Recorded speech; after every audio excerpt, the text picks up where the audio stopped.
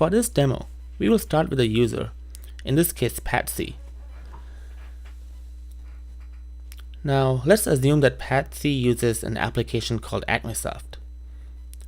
Now to simulate the false positive, we are going to use a popular test virus iCar. In this case, we are going to go ahead and download iCar into Patsy's application folder, Acmesoft. Now obviously, as iCar is a false positive, the FortiClient has kicked in and quarantined the file. And when we attempt to save the file, we are met with an error due to FortiClient's blocking of the file. Now, there are two ways to disable the capability that's causing the false positive.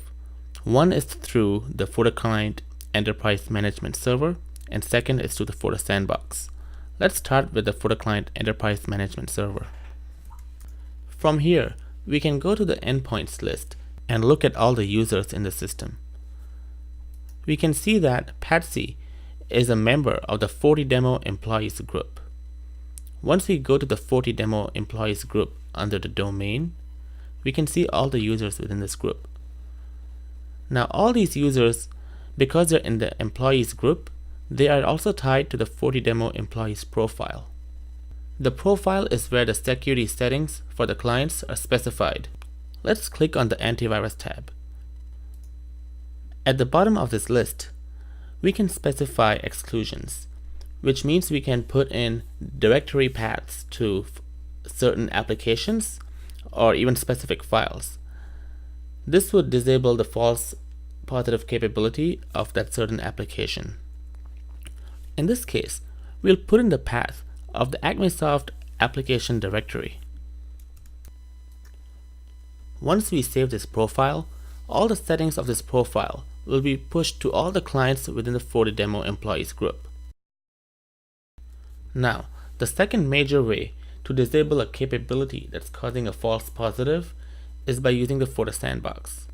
The FortiSandbox is Fortinet's advanced threat detection product, which integrates deeply into the Fortinet security fabric and works very closely with the FortiClient and the FortiClient Enterprise Management Server.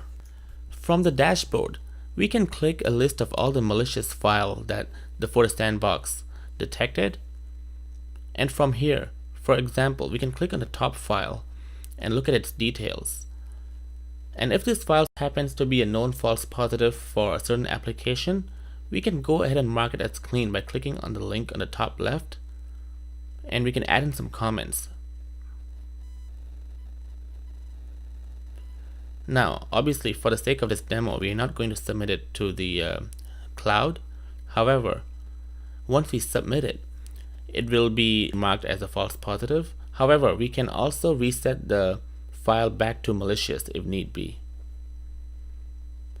Now, heading back to the FortiClient Enterprise Management Server, we can see that all the clients within this group have received all the latest settings.